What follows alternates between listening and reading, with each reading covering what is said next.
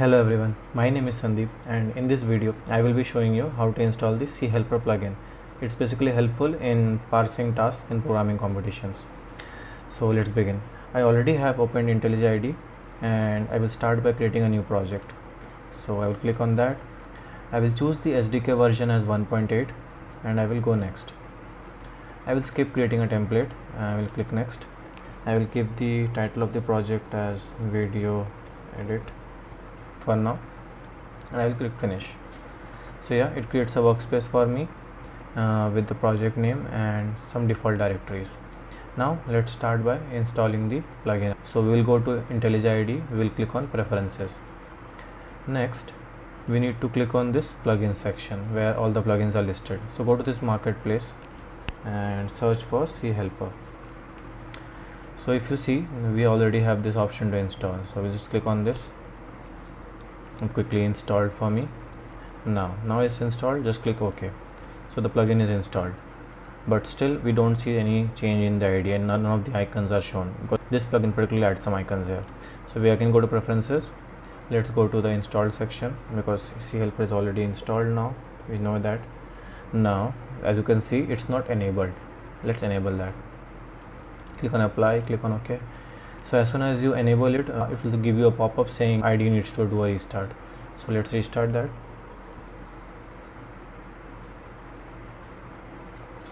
Now we should have all the icons here for parsing a task, for parsing the contest, for adding tests, for adding bulk tests, for the settings section. So yeah, as you can see, all the settings have come up. So this is basically for adding a task, editing the tests. This is basically for copying the entire source code. This is for the settings section. This is for editing a task also. So these are some of them. Let's check. This is for the parsing a contest. So let's try to parse it. Oops, nothing happened. Why? Because if you see in the settings, by default we have the default directory as main, but we do not have any main directory here. The directory here is specified as src. So let's create one more package inside this directory. So I will keep it a name code for now, and I will specify that directory here src/code, where I will keep all my tasks for now. I will keep this section as archive. I will keep it as output. I will enable unit test obviously and keep it in the lib/test folder. Now this is very important. Input class is scanner by default. You can create one more package here and add a custom class, let's say your inputter or your input writer, and it will have its own implementations for reading the int or reading the long, and just give here the package name dot your class. It should take up basically. So that's how you can add your custom input classes and output. Finally I will add the author name and I will ask it to fill integer test cases, and I will click on OK. So now as soon as I click OK, if you see, this file will be created, chelper.properties, where all my properties are saved. So I will again do a cache restart, because then only my templates for the task class, for the test class, they all will be shown. So once I restart it, all these templates should come up, and yeah, see, all these templates have come up now. So these are my default templates. Whenever I parse a task from a website, and these templates will be picked up. So let's see, let's try parsing some problem. So if I go this, so for parsing this problem, I already have this Codeforces question open, and this basically takes a particular number n and then 4 strings. Great. So how to parse it? So basically we have some extensions, Chrome extensions, that help us parse those things. So I use Competitive Companion. Just click on add to Chrome. I will add this link in the description so that it's easy for you to find it. So once this extension is added to the Chrome browser, simply so that this icon is shown up here, simply add it. And now I want to parse this, so just click on this plus option and this parse should come. Sometimes for some users I have seen that this is not coming up. The reason being, if you go to IntelliJ and if you go to preferences again, you have to go to tools and you have to go to web browsers. So here these things should be ticked.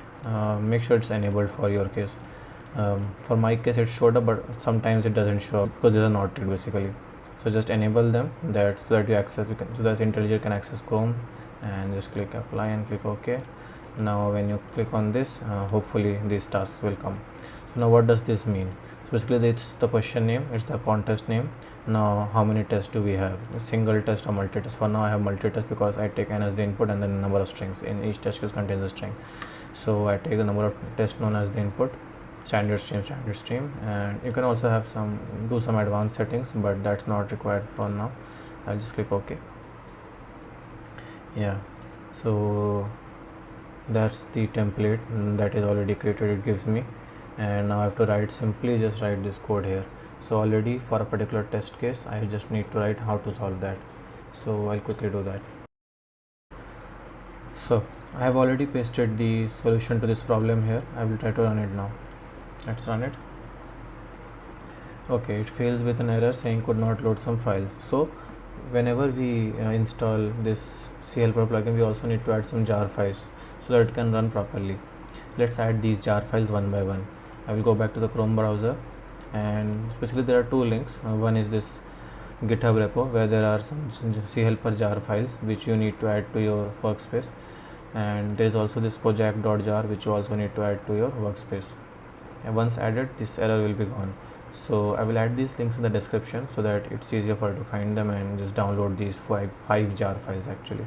Now let's see how to add them to the repo. For my case, I have already downloaded them and it's in my downloads folder. So I will simply go to my workspace and I will right click and I will go to module settings here. Inside the modules, I will choose my workspace and I will go to the dependencies here. Let's add these jars. Now there's a plus sign here which you need to click, and click the jars or dependencies section. So I will go to my downloads. As I said, it's there, so I had already downloaded them. One by one I will just add all the 5 now. Yeah, I will just download the last 4 as well. Yeah, these 4.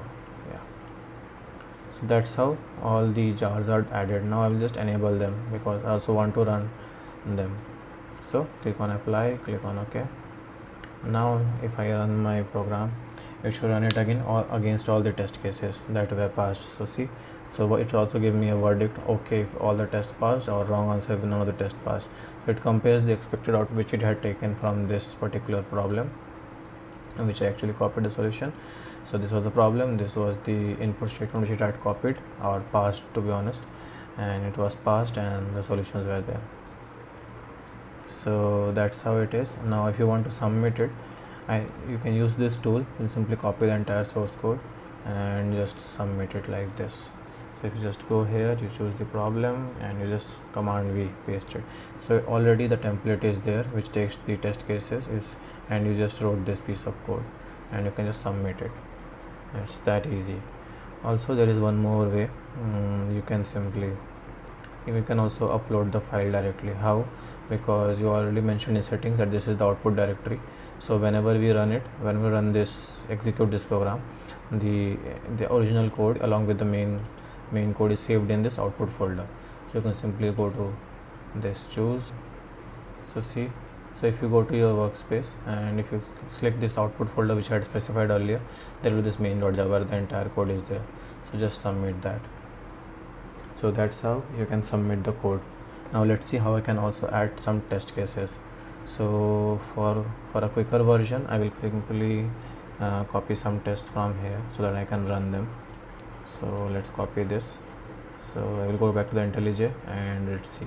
So this is where the edit test section is there. You can create a new test and you can add all the tests. So basically randomly also you can assign yourself. You also already know that there are some tests that you want to run locally. So just add these here. If you know the answer, then simply it's ticked, else if you don't know the answer, just untick it. So if you tick it, you can just paste the value which you want, because that should be the answer, and when you run the program it should be validated against that. So you can also remove that once it's done. So if you remove that, you can just save that. Okay, so that's how you submit a solution once you run it.